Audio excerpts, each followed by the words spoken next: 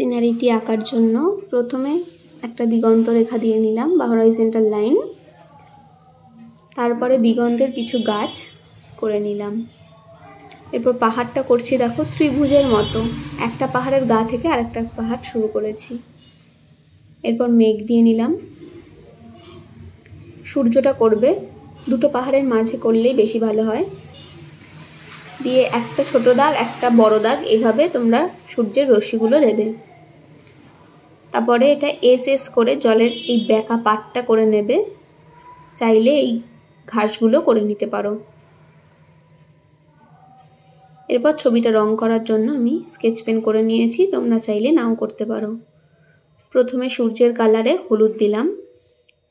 সূর্য যেহেতু হলুদ, ওই জন্য কিছুটা আভা হলুদ রঙেরই পড়েছে আকাশে, ওই জন্য আকাশেরও কিছুটা সূর্যের কাছাকাছি হলুদ দিয়ে নিলাম।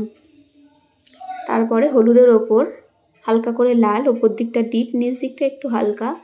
আকাশেও ঠিক সেমভাবে দিয়ে নিতে হবে হলুদের ওপর।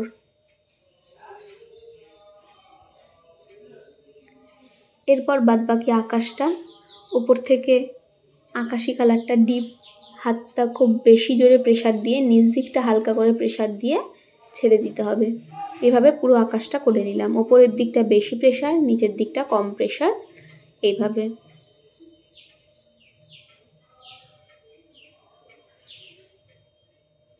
এরপর পাহাড়গুলো করছি। পাহাড়গুলো যে কোনো কালার হতে পারে, কিন্তু পাহাড়ে যেহেতু গাছের ভাগই বেশি থাকে, আমি ওই জন্য স্যাপ গ্রিন দিয়ে পাহাড়টা করছি। পাহাড়ের বাঁ দিকটা করে তোমরা বর্ডার করে নেবে। তারপর বাঁ দিক থেকে ডান দিকে রংটাকে তোমরা টানবে, আর ডান পাশটা একটু সাদা রাখার চেষ্টা করবে। পরের পাহাড়টারও একইভাবে বাঁ দিকটা যতটা দেখা যাচ্ছে ততটাই বর্ডার করে নিলে ডিপ করে, দিয়ে ডিপ থেকে হালকা করে আস্তে হালকা করে যাবে। বাঁ দিক থেকে ডান দিকে, ডিপ থেকে হালকা হবে। আর একইভাবে টানবে, কখনোই দুদিক থেকেই টানবে না, যে কোনো একদিক থেকে টানবে। পরের পাহাড়টাও ঠিক সেমভাবে করে নিলাম।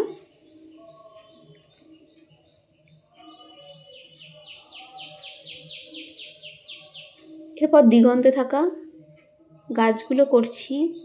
গাছগুলো দিগন্তে থাকার জন্য ডিপই হয়, কিন্তু আগে একটু প্রাইমারি কালার হলুদ দিয়ে নিলে দেখতে জিনিসটা একটু সুন্দর হয়। এই প্রথমে আমি হলুদ দিয়ে নিয়েছি, তারপর একটু ডিপ সবুজটা বুলিয়ে দেবে হলুদের। নিচ দিকটা থেকে বেশি হবে, ওপরের দিকটা হালকা হলুদ দেখা গেলেও খুব একটা ক্ষতি নেই। দিয়ে একটু আঙুল দিয়ে মিশিয়ে নেবে।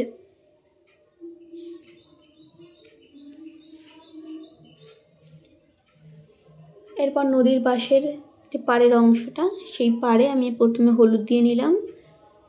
ঘাসটাতে দিতেও পারো, নাও দিতে পারো। আমি ঘাসটা যেহেতু একটু ডিপ সবুজ দেবো, ওই জন্য হলুদটা দিইনি। বাদবাকি পাড় পুরোটাই হলুদটা আগে দিয়ে নিলাম। তারপর হালকা সবুজটা উপর থেকে ডিপ করে করে ডান সাইড থেকে বাঁ সাইডে এটা টানবো। পাড়ের সাইড থেকে ভেতরের দিকে আমি রংটাকে একই সিকোয়েন্সে টানবে। ডান দিক থেকে বাঁ দিকে, কখনোই বাঁ দিক থেকে ডান দিকে টানবে না। একইভাবে ডান অংশটাও বাঁ দিকটা বর্ডার করে বাঁ দিক থেকে ডান দিকে সেমভাবে হালকা সবুজটাকে নিয়ে যাবে।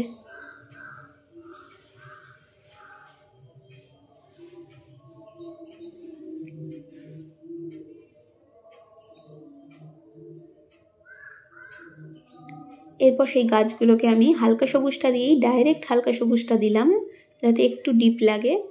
ডান দিকের গাছটাও তাই করলাম। তারপরে নিচ দিক থেকে একটু ডিপ সবুজটাও হালকা করে দিয়ে দিলাম।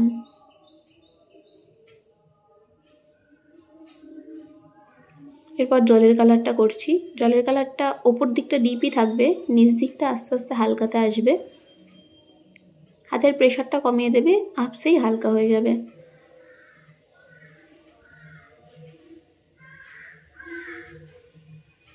এরপর প্রুশিয়ান ব্লু দিয়েও ঠিক সেমভাবে বাঁ দিক থেকে ডান দিকে এবং ডান দিক থেকে বাঁ দিকে এইভাবে আসবে।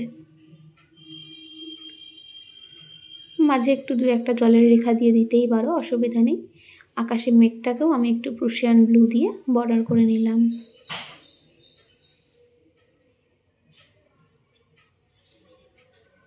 এই হয়ে গেল সিনারিটি রেডি। সিনারিটি যদি ভালো লাগে লাইক, কমেন্ট, শেয়ার এবং সাবস্ক্রাইব করতে ভুলো না।